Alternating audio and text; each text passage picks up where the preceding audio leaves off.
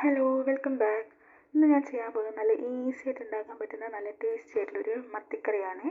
അപ്പോൾ അതിന് വേണ്ടിയിട്ട് ഒരു ചട്ടിയിലോട്ട് ഇഞ്ചി, വെളുത്തുള്ളി, ചെറിയുള്ളി എന്നിവ ചതച്ചിട്ട് കൊടുക്കാം. അതേപോലെ തന്നെ ഒരു നല്ല പഴുത്തിട്ടുള്ള ഒരു തക്കാളി അതിലേക്ക് കട്ട് ചെയ്തിട്ട് കൊടുക്കാം. ഇനി കുറച്ച് കറിവേപ്പില കൂടെ ചേർത്ത് കൊടുക്കാം. ഇനി ഒരു 1/2 ടീസ്പൂൺ മഞ്ഞൾപ്പൊടിയും അതേപോലെ തന്നെ ഒരു 2 ടേബിൾ സ്പൂൺ മുളക് പൊടിയും കൂടെ ചേർത്ത് കൊടുക്കാം. കാശ്മീരി ചില്ലി പൗഡറും നോർമൽ ചില്ലി പൗഡറും കൂടി മിക്സ് ചെയ്തിട്ടുള്ളതാണ് ചേർത്ത് കൊടുത്തിട്ടുള്ളത്. ഇനി ഇത് കൈവച്ചിട്ട് നന്നായിട്ടൊന്ന് തിരുമ്മിയെടുക്കണം.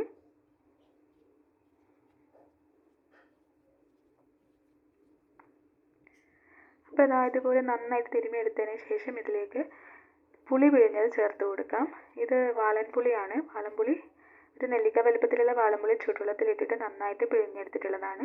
അത് ഒഴിച്ചു കൊടുത്തതിന് ശേഷം ആവശ്യത്തിനുള്ള ഉപ്പ് കൂടെ ചേർത്ത് കൊടുക്കാം. ഇനി ഗ്രേവിക്ക് ആവശ്യത്തിനുള്ള വെള്ളം കൂടെ ഇതിലേക്ക് ചേർത്ത് കൊടുക്കാം. ഇനി നന്നായിട്ടൊന്ന് ഇളക്കി കൊടുക്കാം.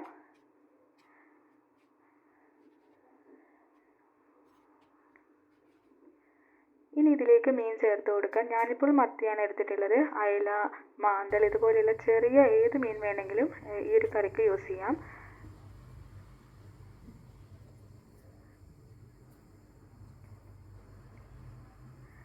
അപ്പോൾ മീൻ ചേർത്ത് കൊടുത്തതിന് ശേഷം ഇതൊന്ന് നന്നായിട്ടൊന്ന് മിക്സ് ചെയ്ത് കൊടുക്കണം. ഗ്രേവിയൊക്കെ മീനിൻ്റെ മുകളിലേക്ക് വരുന്ന രീതിയിൽ ഒന്നങ്ങ് മിക്സ് ചെയ്തെടുക്കാം. ഇനി ഇത് അടച്ച് വെച്ചിട്ട് ഒരു 15 മിനിറ്റ് വേവിച്ചെടുക്കണം. 15 മിനിറ്റിൽ കൂടുതൽ എന്തായാലും വേവിച്ചെടുക്കാൻ പാടില്ല. മീനിൻ്റെ ടേസ്റ്റൊക്കെ നഷ്ടപ്പെടും അങ്ങനെ ചെയ്യുമ്പോൾ. അപ്പോൾ അടച്ച് വെച്ച് കൊടുത്തിട്ട് വേവിച്ചെടുക്കാം.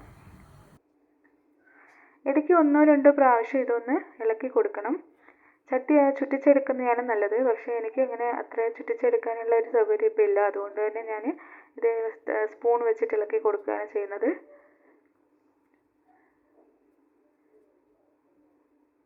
ഒന്നോ രണ്ടോ പ്രാവശ്യം ഇതുപോലെ ഒന്ന് ഇളക്കി കൊടുക്കാം. എന്നിട്ട് വേവിച്ചെടുക്കാം. ഇപ്പോൾ ഒരു 15 മിനിറ്റ് കഴിഞ്ഞിട്ടുണ്ട്. മീനൊക്കെ നന്നായിട്ട് വെന്ത് സെറ്റായി വന്നിട്ടുണ്ട് കേട്ടോ. ഇനിയിപ്പോൾ ഇതിലേക്ക് കുറച്ച് പച്ച വെളിച്ചെണ്ണ കൂടെ ചേർത്ത് കൊടുത്താൽ മീൻ കറി റെഡിയായും. തീ ഓഫ് ചെയ്തതിന് ശേഷം ഇനി ഇതിലേക്ക് ഒരു 2 ടീസ്പൂൺ പച്ച വെളിച്ചെണ്ണ ചേർത്ത് കൊടുക്കാം. അപ്പോൾ നല്ല ടേസ്റ്റി ആയിട്ടുള്ള മീൻ കറി റെഡി ആയിട്ടുണ്ട്. എല്ലാവരും ഒന്ന് ട്രൈ ചെയ്ത് നോക്കൂ. താങ്ക്